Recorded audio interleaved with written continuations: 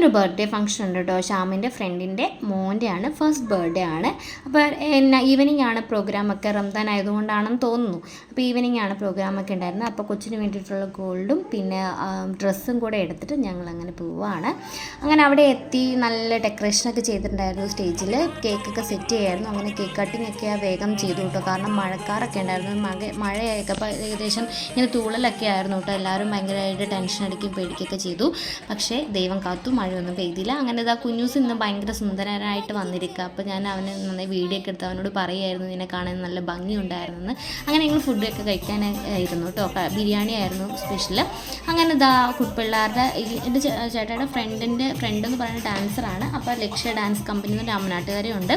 അപ്പോൾ അവരുടെ പ്രോഗ്രാമും ഉണ്ടായിരുന്നു കേട്ടോ. കാണാൻ നല്ല രസമുണ്ടായിരുന്നു, കുട്ടികളുടെ ഡാൻസും പരിപാടിയും ഒക്കെ. ഞങ്ങൾ അധികം നേരം നിന്നില്ല കേട്ടോ. ഒന്നാമത് മഴ പെയ്താലോ, പിന്നെ നാളെ രാവിലെ ഷ്യാമിന് ഓഫീസിനും പോകാനുണ്ടായിരുന്നു എന്ന് വിചാരിച്ചിട്ട്.